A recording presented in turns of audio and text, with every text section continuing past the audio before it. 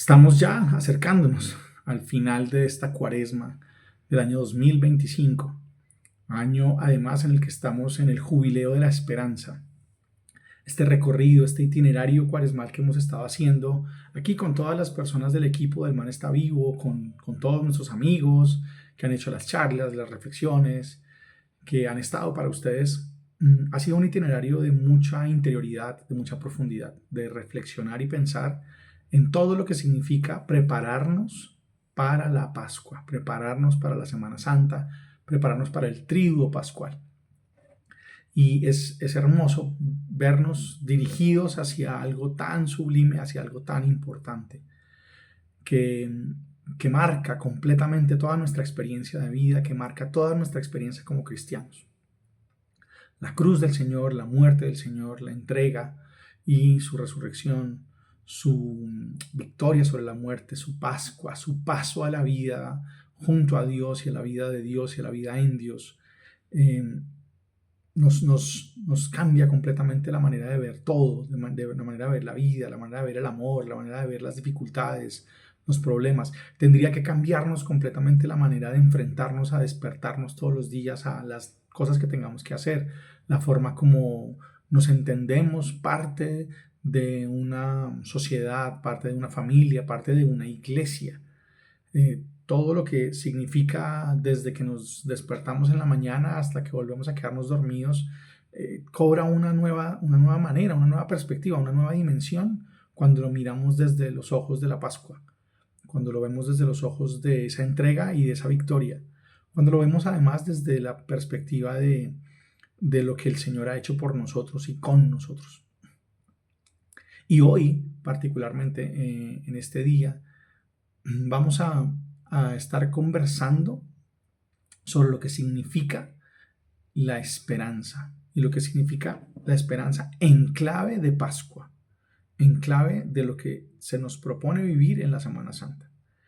El Papa Francisco ha convocado entonces el jubileo ordinario del año 2025 como jubileo de la esperanza. Y mucho se ha hablado sobre los jubileos, muchos nos han explicado muchas cosas.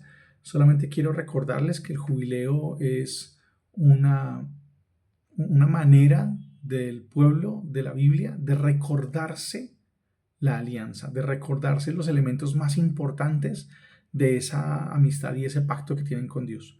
Porque en el jubileo se proponen vivir en la práctica muchas de las cosas que en la letra estaban escritas como propuestas, como intentos de solidaridad, intentos de justicia, intentos de misericordia, intentos de vida comunitaria, que, que se renuevan, que se recuerdan, que se ponen de una manera mucho más contundente cada 7 años y luego cada 50 años. Y la iglesia ha cogido esta figura también para que cada 25 años se haga un jubileo ordinario y se propone un tema. El tema de este es la esperanza. Y esta convocatoria además está impulsada por un pasaje de la carta de Pablo a los romanos, particularmente en el capítulo 5, una carta en la que Pablo viene hablando sobre lo que significa ser cristiano, lo que significa creer en Dios desde la Pascua de Jesús. Porque no es lo mismo creer en Dios desde cualquier otra parte. No es lo mismo creer en Dios simplemente como resultado de una reflexión filosófica. No es lo mismo creer en Dios simplemente como una afirmación de que existe, Dios no existe. No es lo mismo creer en Dios desde la perspectiva de cualquier otra propuesta religiosa, cualquier otra propuesta espiritual. No es lo mismo, y no porque sea mejor necesariamente, porque sea peor, sino porque el camino que elige el cristiano, la manera como se identifica, la manera donde pone los pies, donde echa sus raíces, es ver a Dios desde la perspectiva de Jesús de Nazaret y particularmente desde la perspectiva de la muerte y la resurrección de Jesús de Nazaret. Porque ese acontecimiento lo cambia todo. Y Pablo, cuando escribe a los romanos, escribe a la comunidad de cristianos, al pequeño grupo de cristianos que vive en la ciudad de Roma, algunos de ellos vienen de esa religión madre original que era el judaísmo del siglo I, otros vienen de las religiones paganas y todos van formando una comunidad ahí en la que empiezan un poco como a descifrar de qué se trata, ¿no? ¿De qué se trata eso de ser cristianos? Que es algo que se está creando hasta ahora, se está inventando. Y están intentando entenderlo a partir de esto, de la Pascua y de la resurrección de Jesús. Es que eso es todo, de ahí surge todo, esa es la fuente de todo. Y hay, bueno, hay polémicas y hay gente que cree que hay que insistir más en una cosa o en otra, y no se ponen de acuerdo. Y Pablo, cuando escribe, quiere contagiarlos de una pasión por la muerte y la resurrección de Jesús y por las implicaciones que tiene vivir desde ahí. Entonces va a decir con mucha vehemencia cosas que son muy interesantes, porque va a intentar demostrar que, que toda esta dinámica y toda esta pelea sobre si algunos se tienen que circuncidar o si tienen que cumplir todas las normas de la ley de Moisés, eh, no van a ser la mejor perspectiva y no van a ser la mejor manera de abordar la situación. Cuando les escribe esta carta, y llegado a eso que hoy llamamos el capítulo 5, cuando dividimos en capítulos nuestras textos, él va a decir algo que es muy interesante. Pablo va a decir que hemos sido justificados por la fe, estamos en paz con Dios por medio de nuestro Señor Jesucristo. Por Él hemos alcanzado, mediante la fe, la gracia en la que estamos afianzados, y por Él nos gloriamos en la esperanza de la gloria de Dios. Y la esperanza no quedará defraudada, porque el amor de Dios ha sido derramado en nosotros, en nuestros corazones, por el Espíritu Santo que nos ha sido dado. Esta expresión que está en los primeros versículos del capítulo 5 nos dice cosas muy, muy poderosas, porque lo primero es que nosotros alcanzamos paz con Dios gracias a esa entrega de Jesús y a esa victoria de Jesús. Y yo creo que eso es un elemento muy importante si hablamos de la esperanza. Estar en paz con Dios.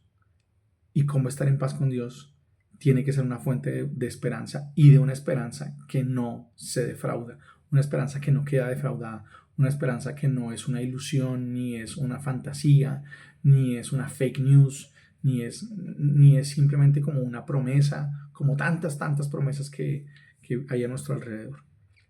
Y yo creo que hoy necesitamos muchísimo esto. Necesitamos muchísimo tener claras estas tres cosas: que estamos en paz con Dios, que esa paz y que esa cercanía y que esa reconciliación con Dios nos genera confianza, nos genera tranquilidad y nos genera esperanza, y que esa esperanza no queda defraudada. ¿Y por qué creo que necesitamos tener esas cosas muy, muy en claro? Porque hay tantas razones para la desesperanza, porque hay tanta gente que no espera, porque vivimos no solamente con tanto afán en el sentido de que todo lo hagamos rápido y todas las cosas sean rápidas y todas las comunicaciones sean rápidas y todo sea instantáneo, sino que ya es un montón. Ya eso es un montón de afán y eso es un montón de rapidez y eso es un montón de ruido. Sino también porque eh, este ritmo frenético también nos ha hecho perder a veces la capacidad de esperar. Nos ha hecho perder la paciencia, nos ha hecho perder la pausa.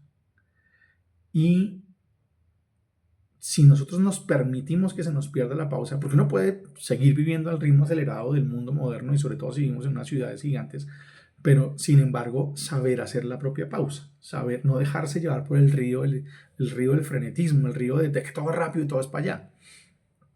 Y si uno sabe decir, yo necesito este tiempo, yo necesito desacelerar, yo necesito parar frente a algunas cosas, si somos capaces de decirnos... esto que estoy viendo no va por buen camino, yo creo que tengo que redireccionar, ¿sí? Si logramos no comprometer nuestra experiencia de vida con lo que está sucediendo a nuestro alrededor y el ritmo con el que está sucediendo a nuestro alrededor, si no perdemos la paciencia, si logramos reconocer que no todo se nos tiene que dar ya, si no esperamos que las cosas nos sucedan inmediatamente, si nos damos cuenta que no somos omnipotentes, que el hecho de que pensemos algo, queramos algo, deseemos algo, no significa nunca y de ninguna manera que tenga que suceder inmediatamente, pues las cargas y las toneladas de estrés y las toneladas de nerviosismo y las toneladas de frustración que vamos a perder son enormes, enormes.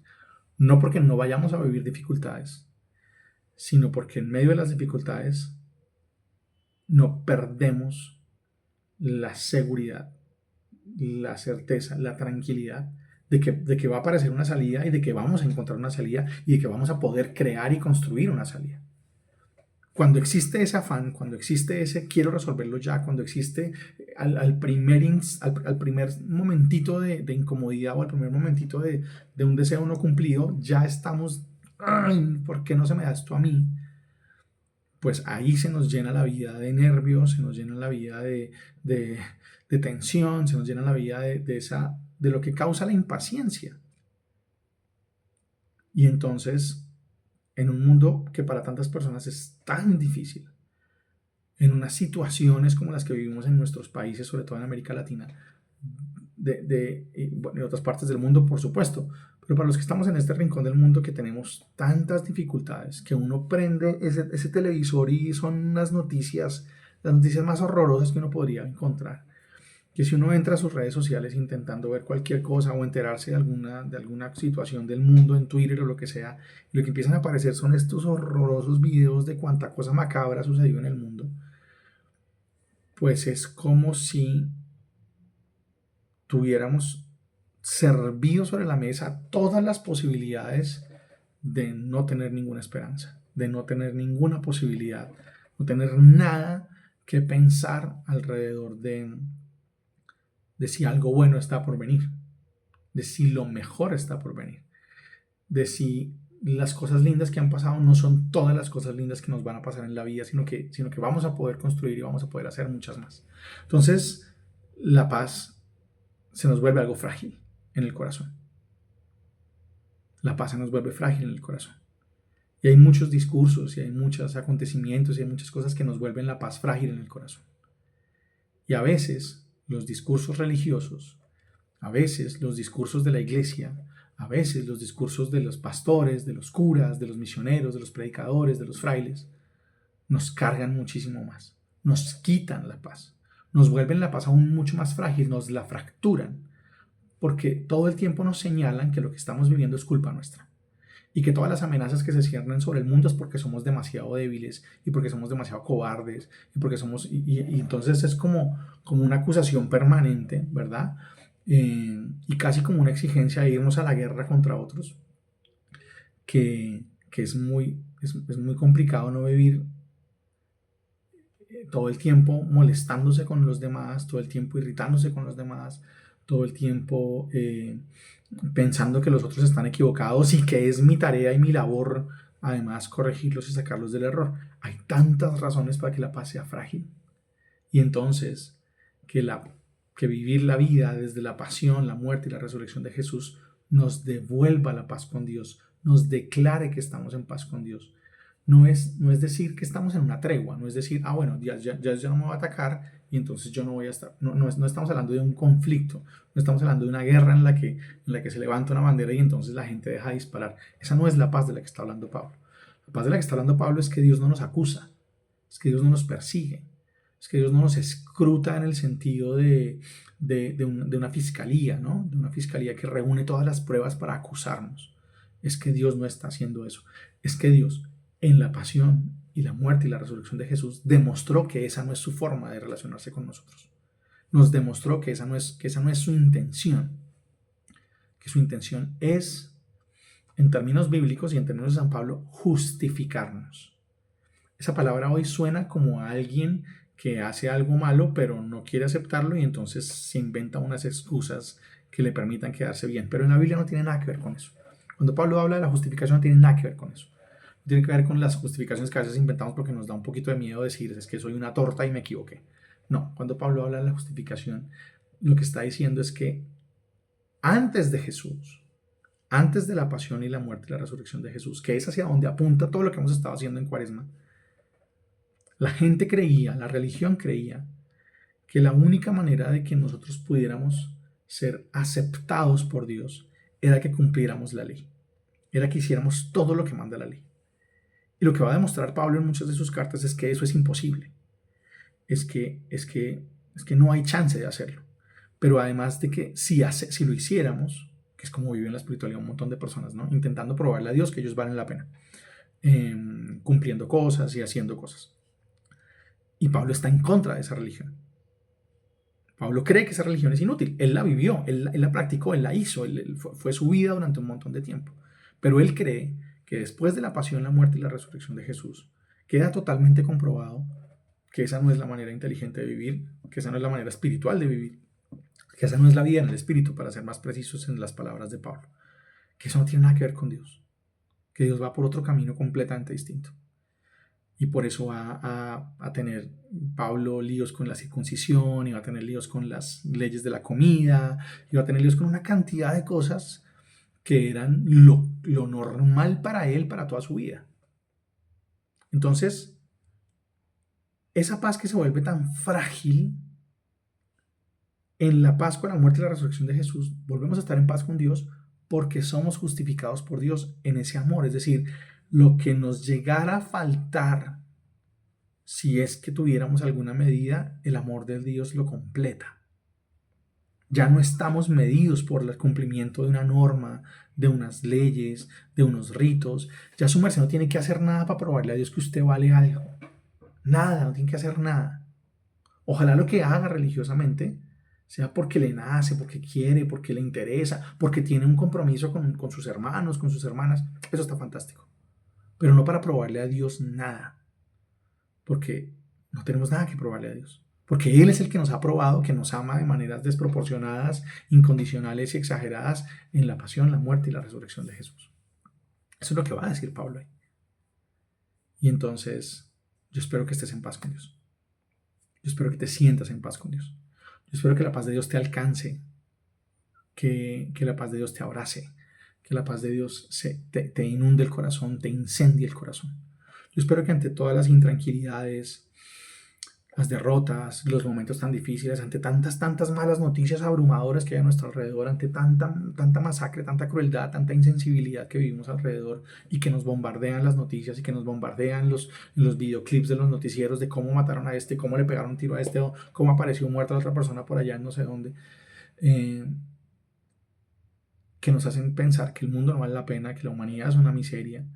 Nunca perdamos de vista, uno, que esa no es forma de alimentar el corazón. Dos, que es bueno también tomar pausas de tanta avalancha de negatividad. Pero lo más importante es que la paz de Dios es mucho más fuerte que eso. Es mucho más fuerte que toda esa agresión, que toda esa crueldad que está presente en nuestro mundo y que a veces nos toca, a veces nos golpea, nos hiere, muchas veces.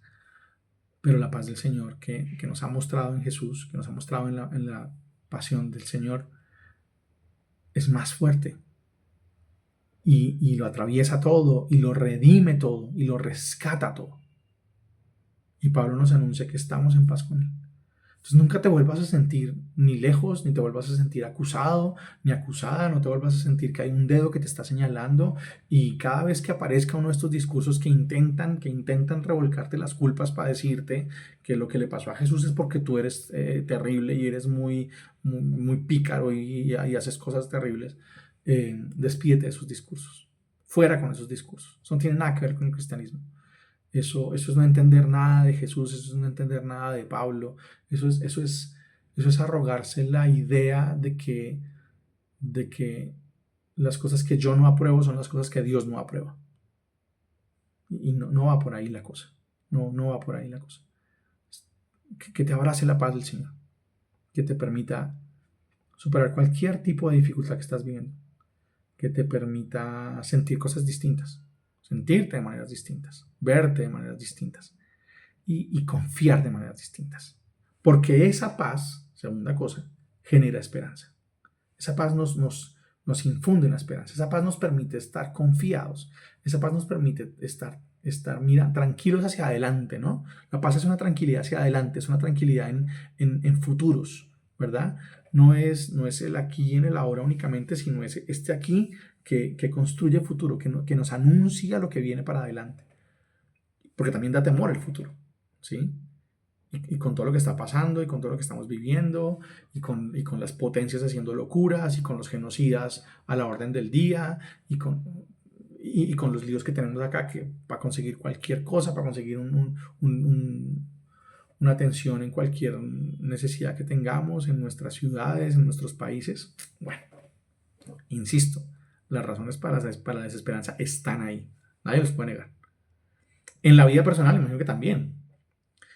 Pero estar en paz con Dios, entender que esa paz nos toca, que esa paz que esa paz nos rodea, ¿sí? Nos puede generar y nos tendría que generar que el futuro no se vea tan oscuro, que el futuro esté atravesado por una luz cálida y tranquila, que en el futuro, aunque sepamos que va a haber desafíos, tengamos la plena certeza que no vamos a estar solos en esos desafíos, que hay algo invencible que nos habita, que nos inunda y que nos lanza, que es la fuerza de Dios, la gracia de Dios, el Espíritu de Dios, y que vamos a estar bien, que vamos a estar bien, que todo esto termina bien, que al final de todo va a haber regalos y de todo va a haber lecciones y de todo va a haber sentido y de todo va a haber posibilidades hacia adelante y de todo se van a abrir horizontes para nosotros y para las personas que amamos. Entonces, en últimas, lo que está diciendo Pablo y lo que nos está proponiendo el Papa cuando retoma esto para proponernos el año jubilar de la esperanza es miremos hacia adelante con algo que no es frágil, que no es tan frágil como parece. Pareciera que lo frágil es la bondad, pareciera que lo frágil es el perdón, pareciera que lo frágil es la sencillez, es la humildad, pareciera que lo frágil. Y lo que nos va a decir la muerte y la resurrección de Jesús es que eso no es lo frágil, eso es lo invencible.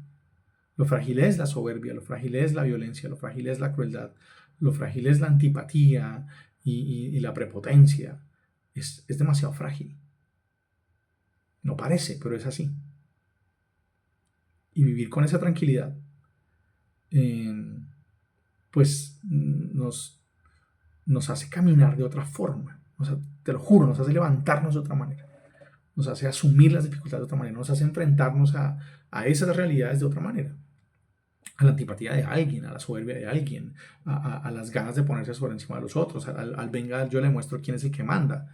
Nos hace caminar y enfrentarnos de otra forma, de otra forma. Dice el Papa Francisco lo siguiente, miren, en el numeral 3 de la bula que convocatoria al jubileo de la esperanza, me parece un texto precioso, dice, la esperanza efectivamente nace del amor y se funda en el amor que brota del corazón de Jesús traspasado en la cruz. En efecto, el Espíritu Santo, con su presencia perenne en el camino de la Iglesia, es quien irradia en los creyentes la luz de la esperanza. Él la mantiene encendida como una llama que nunca se apaga, para dar apoyo y vigor a nuestra vida. La esperanza cristiana, de hecho, no engaña ni defrauda, porque está fundada en la certeza de que nada ni nadie podrá nunca separarnos del amor divino. Claro, insisto, vivir con la mirada puesta en la Pascua, con la mirada puesta en la muerte de Jesús, con la mirada puesta en la resurrección de Jesús, nos hace ver las cosas de una manera distinta, nos hace pararnos en ese tipo de convicciones. Si yo me levantara todos los días diciendo, nada me puede separar de tu amor, nada. Si mi oración todos los días tuviera algo que me recordara, nada me puede separar de tu amor, nada. Si yo enfrentara los momentos difíciles, duros de la vida, los momentos de rabia, los momentos de tristeza, los momentos de mucho llanto, los momentos de desolación, con una luz en el fondo de mi alma que dijera, nada me puede separar de tu amor, nada, pues yo tengo mucho menos miedo. Yo me dejo llevar mucho menos por esa rabia. Yo no le entrego las llaves de mi vida a esa desolación, a ese desconsuelo. Yo no creo que todo lo que va a pasar en mi vida se va a parecer a estas lágrimas. No. Yo lloro, sí, y me pongo rabioso, pero no con la misma, no con el mismo final, no con el mismo destino, no con la misma manera de ser. Si tú, cuando te aparecen los momentos complicados, cuando te aparecen los momentos de discusión con alguien que amas, cuando te aparecen los momentos en los que alguien te defrauda, por dentro, adentro de ti, entiendes que a esa persona y a ti, y a tu tía, a tu prima y a cualquier otra persona, nada los puede separar de su amor, nada. Nos vemos de otra manera, nos miramos de otra manera, nos reaccionamos frente a esas dificultades de otra manera, nos acercamos de otra manera. Y yo creo que esa obra, que es obra del Espíritu, que mantiene encendida esa luz, que mantiene, que nos llena, me encanta cuando dice que nos llena nuestra vida de vigor, nos llena nuestra vida de fuerza, nos llena nuestra vida de ímpetu, pues necesitamos muchísimo eso, lo necesitamos. ¿Quién no lo necesita? ¿A quién le sobra? ¿A quién le sobra valentía ante las cosas aterradoras? ¿A quién le sobra coraje ante tantas cosas que parece que nos arrinconan, ¿no? No, necesitamos eso. Y es bonito necesitarlo. Y es hermoso pensar que para Dios somos tan importantes, que una cosa tan aterradora como la muerte de Jesús, que una cosa tan poderosamente eh, escandalosa y cruel y terrible como la manera como es ejecutado Jesús. Dios venza eso, Dios no permita que eso sea el final, Dios atraviese toda crueldad, toda maldad, para escribir una nueva historia en la que Jesús, al vencer, nos inunda de su esperanza, nos inunda de su fuerza, nos inunda de su luz, para que cuando nosotros, que seguramente atravesaremos cosas en las que también vamos a vivir esos momentos difíciles, gran escala, pequeña escala, dentro del alma o arriba en la piel también, eh, sepamos que nada termina mal. Sepamos que puede ser muy difícil, pero se resuelve. Sepamos que siempre hay un amanecer después de la oscuridad, que siempre hay calma después de la tormenta, que siempre hay paz después de la guerra. Uf, nos animamos a construirla, nos animamos a vivirla, nos animamos a vencer esas estructuras, nos animamos a hacer otra vaina, con toda seguridad, claro, pero no en el vacío, no como una apuesta ideológica, que hay gente que lo hace y chévere, no como un acto de reivindicación personal. Yo les voy a mostrar a todos los demás que están locos, que están equivocados, les voy a mostrar quién es el valiente, ¿verdad? No como un antagonismo, no como un antagonismo frente a otros, no como una lucha contra alguien, sino contra algo, ¿sí? Contra el odio, no contra las personas que por 10.000 razones han dejado llenar de odio su corazón. No contra la violencia, no contra los violentos, sino contra las personas que han dejado llenar de violencia su alma. Luchamos contra la violencia, ¿sí? Especialmente para arrancarle a aquellos que la practican, para arrancárselas del corazón, para arrancárselas del pecho. Esa es la mejor manera de combatirla. Y eso tiene que ver con tu esposo, eso tiene que ver con tu vecino, eso tiene que ver con tu jefe, eso tiene que ver con el del escritorio al lado, eso tiene que ver con la señora de la tienda, eso tiene que ver con el conductor del Transmilenio, del bus el que te lleva al trabajo, eso tiene que ver con la persona que te atiende mal, eso tiene que ver con la persona que te estrellas en la calle. Tiene que ver con todos. Tiene que ver con todo. Y lo hacemos confiados en que esa victoria está garantizada. Que no es una victoria, insisto, contra otros. Es una victoria que es contra aquello que de pronto practican otros y que nos hace daño a ambos. A ambos nos hace daño. A ambos nos destruye. ¿Sí? Al que la padece y al que la ejerce. Nos destruye. Entonces eso nos cambia la perspectiva. Porque no lo hacemos desde la rabia, porque no vivimos desde la rabia, porque no vivimos desde todas las cosas que nos generan y que nos quitan la paz, de todas las cosas que son desesperanzas, de todas las cosas que son esto ya para qué, esto ya se perdió, esto no tiene, esa persona no vale la pena. ¿Mm? La esperanza tiene que ver con todo eso. La esperanza no es una cosa por allá en la estratosfera pensando en, no, la esperanza tiene que ver con el problema que tienes con tu vecino, ¿sí? Y con la certeza de que hay cosas que puedes hacer que le arranques del corazón, eso por lo cual a veces se vuelve tan conflictivo, pues que te lo arranques tú, si el problema es, si el que pone el conflicto eres tú. La esperanza tiene que ver con eso. La esperanza tiene que ver con la lucha que tienes con tu hijo, con tu hija, con las dificultades que vive, con las cosas que esperarías que no le estuvieran pasando, con las cosas que crees que te preocupan un montón. Y tiene que ver con saber que hay maneras de amar, que hay maneras de acercarse, que hay maneras de comunicarse, que hay maneras de ser que van haciendo su trabajo. Que de pronto no lo ves inmediatamente. No olviden que esto es un asunto de paciencia. No olviden que esto es un asunto de no ser adictos a los resultados inmediatos. La esperanza no tiene que ver con inmediatismos. La esperanza no es para los impacientes. Sí para los inquietos, o sea, sí para la gente que dice, oiga, esto hay que cambiarlo ya, pero que saben que no vamos a ver el cambio hoy. Esa es la condición de la esperanza.